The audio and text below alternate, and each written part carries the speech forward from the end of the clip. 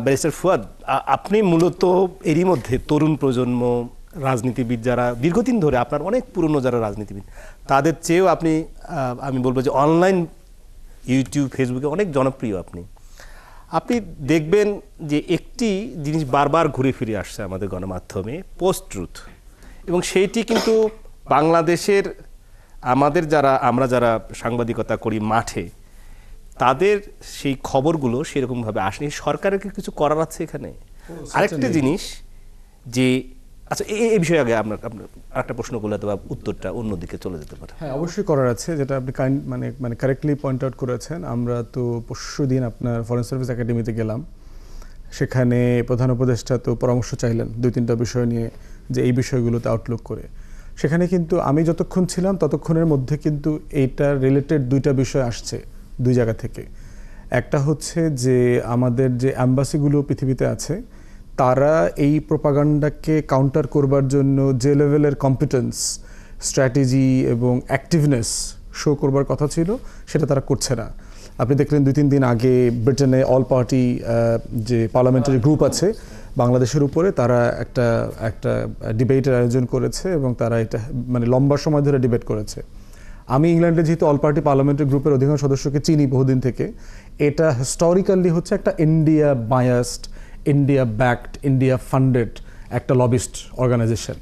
এর ভিতরে আপনার কয়েকজন ইন্ডিয়ানও আছে, ইন্ডিয়ান বড় বড় বিজনেসম্যান, প্রফেশনালরা আছে এখানে, এবং টোরি পার্টির একটা ডমিনেন্স আছে এখানে, যদিও এটা লেবার গভর্নমেন্ট এখন, কিন্তু অল পার্টি গ্রুপ যেটা আছে বাংলাদেশের ব্যাপারে, এখানে টোরি ইনফ্লুয়েন্সটা বেশি। বাংলাদেশি এমপিদের মধ্যেও যে 5 জন আছেন, এই 5 জনের ভিতরে কিন্তু আপনার 2 জনকে বলা যায় যে তারা সে রেশনাল পজিশনে তারা কমিউনিটিকে সার্ভ করে। বাকিরা কিন্তু pro Awami League, pro India যে ভাইব আছে, এই ভাইবে চলে। আমাদের 2 জন এমপি আছেন, ডক্টর রূপা হক এবং আফসানা বেগম। এই 2 জন হচ্ছে ভেরি কমিউনিটি ফোকাস, বাংলাদেশিদের স্বার্থ এটা নিয়ে তারা কাজ করেন এবং খুবই অনেস্টলি করেন তারা এই জায়গাটাতে।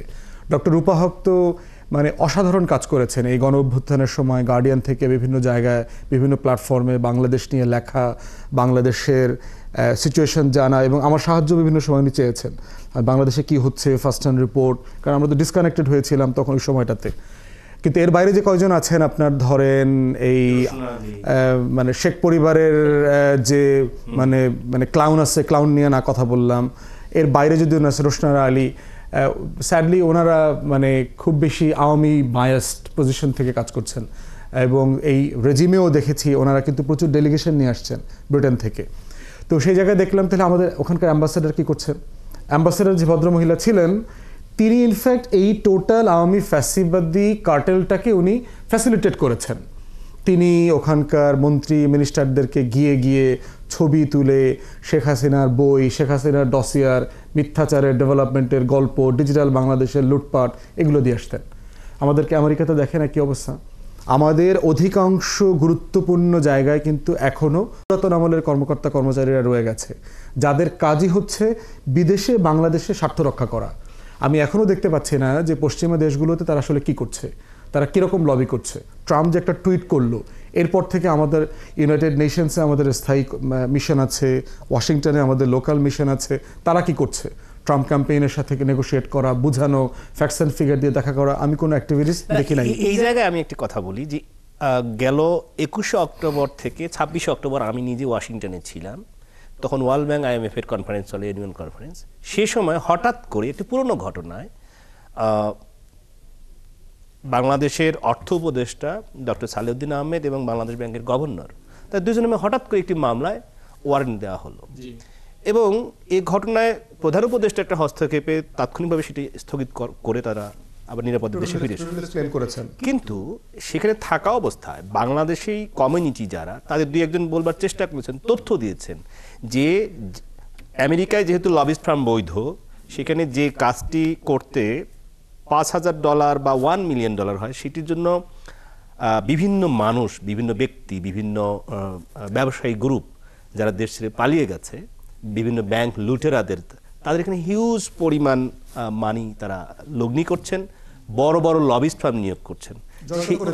তো সেই জায়গাটায় আপনারা সরকারের সাথে যখন আলোচনায় বসেন, কিছু বলতে পারেন? আমরা কিন্তু বলেছি গত পরশুদিনও কিন্তু আলোচনাটা এসছে যে দ্বিতীয় আরেকটা পরামর্শ আসছে যে এম্বাসির বাইরে যে সরকারের সোফার পিআর খুবই দুর্বল প্রোপাগান্ডা কাউন্টার করবার জন্য।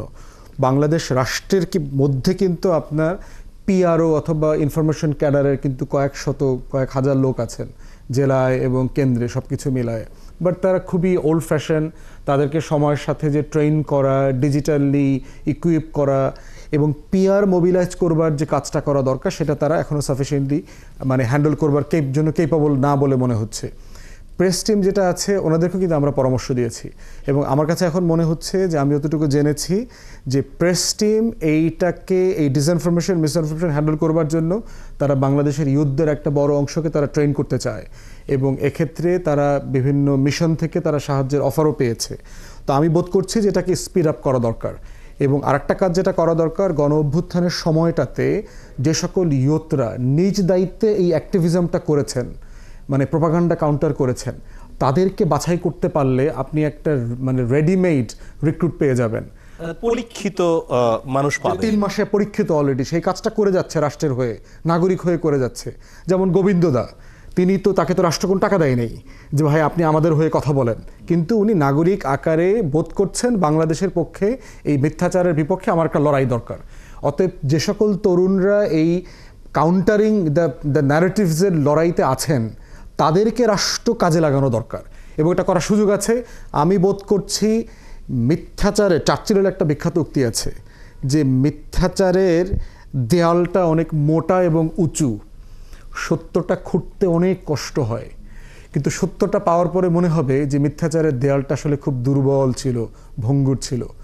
ভারত যা করছে না, এটা এত মিথ্যা এবং এত দুর্বল একটা ন্যারেটিভ, এটা মানে ভূমিকম্পের মতো আপনার এরকম তুড়ি দিয়ে উড়ায় দেওয়া যাবে। এই পরিমাণ কম্পিটেন্ট কেপেবল জনগণ বাংলাদেশে আছে।